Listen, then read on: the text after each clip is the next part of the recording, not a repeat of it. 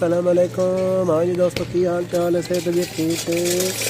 तो मेरी तरफों थानू सारे नू जुम्मा मुबारक। तो दोस्तों असीं इत्थे बैठे बाहर, माड़ी माड़ी धुप निकली हुई ते धुप सेक रहा से पहले तो सुबह अंदर ही बदल आन साढ़े को।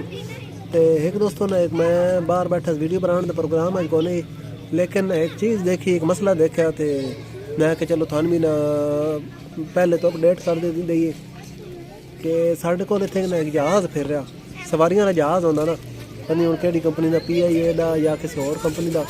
तो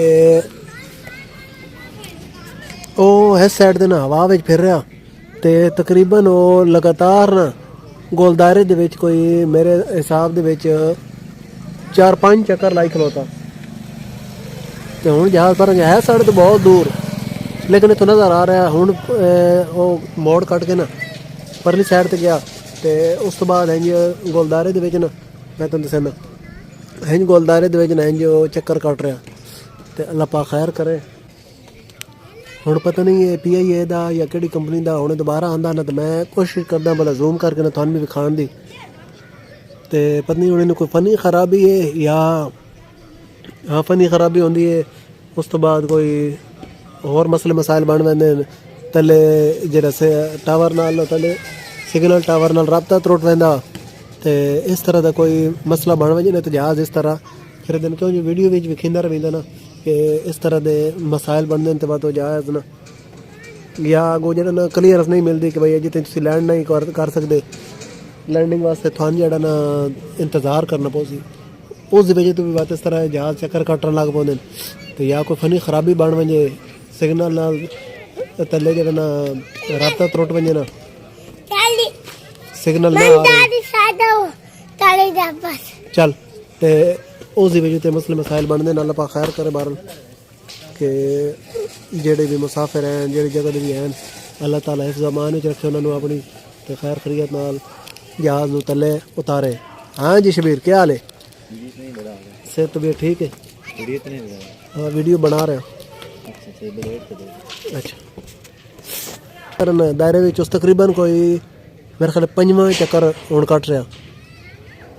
तो बाहर ना तुसी देखते रहो, मैं थोड़ा अपडेट देंदा रहा कि जिस टाइम जेह्ड़ा ना जहाज़ वो कदें गायब होवे सी ना, तो उस तो बाद थानू दस्सां ही कि खैर खरीयत नाल कदें अपनी मंजिल मकसूद ते पहुँच गए।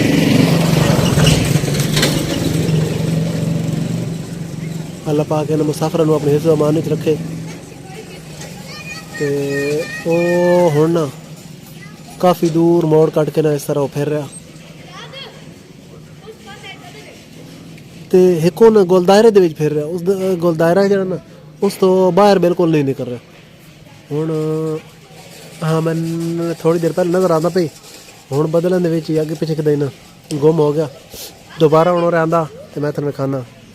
तो है जुम्मे का माहौल है, तुसीं वेख रहे हो बच्चे इस साइड ते खेड रहे गली विच, गरो पई खेडदा पिया। तो इस साइड तुसीं देख रहे हो सूरज है जेह्ड़ा ना बदलन दे विच हल्का हल्का छुपया, हल्के हल्के बदल हैं तो हल्का हल्का माड़ा माड़ा सूरज जेह्ड़ा ना निकलिया।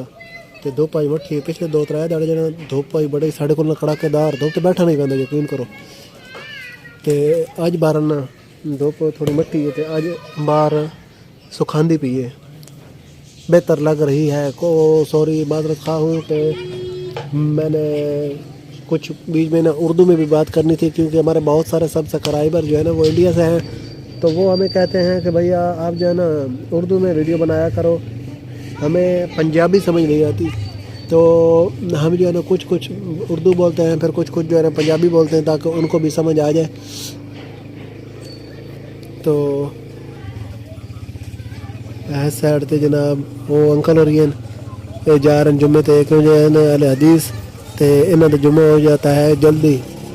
तो ये जा रहे हैं टाइम ना जुम्मे ते, टाइम होया मेरे ख्याल तकरीबन 12 होए, 12:30 बजे पौने 1 बजे ना जुम्मा हो जाना। गैस हो नहीं वो अली नूं मिला दो, नहीं अली किस टाइम अंदर वड़िया। हाँ 6वां चक्कर हुण जहाज़ आ गया जी।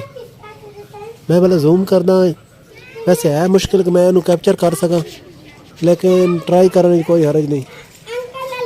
दरख्तां दे ना वो विच करके ना नज़र आ रहा, तो कैमरे ਦੀ ਅੱਖ ਨਾਲ ਤੁਸੀਂ ਨੋ ਵੇਖ ਸਕਦੇ ਹਾਂ ਖਾਲੀ 50 ਰੁਪਏ ਦੇ ਤੇ ਨਦੀ ਦੇ 10 ਰੁਪਏ ਦੀ ਸ਼ੈ ਲੈਣੀ ਤੇ 40 ਬਕਾਇਆ 6ਵਾਂ ਚੱਕਰ ਜਹਾਜ਼ ਲਾ ਰਿਹਾ ਹਾਂ ਲਓ ਲਓ 6ਵਾਂ ਚੱਕਰ ਲਾ ਰਿਹਾ ਅੱਲਾਹ ਪਾ ਖੈਰ ਕਰ ਬੰਦੀ ਕੇ ਮਸਲਾ ਕੇ ਤੇ ਹੁਣ ਦੁਬਾਰਾ ਨਾ ਜਹਾਜ਼ ਮੋੜ ਕੱਟ ਰਿਹਾ ਦੇਖੋ ਸਾਹਮਣੇ ਚੀਲ ਫਿਰ ਰਹੀ ਹੈ चील दे ना कोलो गुजर के ना तो ये जहाज जड़ा चक्कर ला रहा एक और तुम अच्छा एक और तुम खबर सुनाई कि ए मोटू अफशान तुम जानते हो अज अल्लाह इस तो साड़ी जान छुड़ाई अज इन्हू छुट्टी तो ये जनाब ना एक फुटबाल है फुटबाल दे नाल सवेरे दे वालीबाल खेड रहे तो साड़ी जान छुट्टी सवेरे लाई भी बड़े सकून नाल कर ली ते उस तो बाद भी बड़ा पुरसकून माहौल है इस तो बगैर कोई तो हाँ नहीं फ्री वाला ऐ सामने दाल डब्बे तो वेखना ते वही तो सन जलील करम रहिंदा साडा कोई हाल नहीं छुड़ेंदा तुसीं वेख रहे हो नेट भी इत्थे लाए हुण नेट हाँ बेस कोई कितना लेने आग मवाद तो पहले तो ये हमें जलील कर देता है लेकिन आज हमारी इससे जान छूटी हुई है जहाज अहमद अच्छा तो दोस्तों इसी तरह ना 7 चक्कर मुसलसल जो है ना काट चुका है जहाज अब जहाज 7वां चक्कर काट रहा है और वो मुड़कर जो है ना उस तरफ आगे जा रहा है पता नहीं किस मुल्क का है किस कंपनी का है ये हमें नहीं पता हमसे है बहुत दूर लेकिन बस इसका ना ऐसे नज़र आया तो ये चक्कर काट रहा है तो मैंने कहा आपको भी इसकी इतला दे दूँ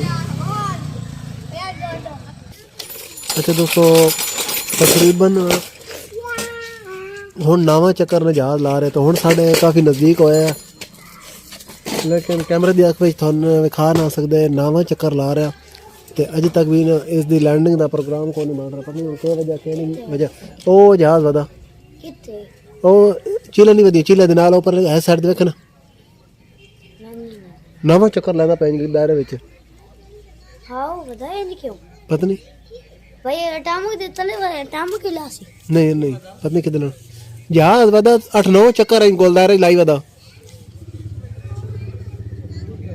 हाँ जी हुण मेरे ख्याल है इनू लैंडिंग दी ना किते इजाजत मिल गई है ते अगे नहीं जहाज है सवारियां वाला तो हुण लगता है किधर ना इसको इजाजत मिल गई है लैंडिंग की और अब ये जो है ना वो सीधे चला गया पहले दायरे में चक्कर काट रहा था अब सीधे चला गया भाई तो ठीक है दोस्तों हुण असीं पता नहीं केड़ी जात है तो ठीक है दोस्तों हुण असीं वीडियो में इत्थे खत्म करें ना ते मतलब अपडेट आई एक न्यूज़ आई एक गलबात आई तो मैं आखेआ थोड़े नाल भी शेयर कर लई तो ठीक मिलदा इंशाल्लाह नवी वीडियो में अल्लाह हाफ़िज़।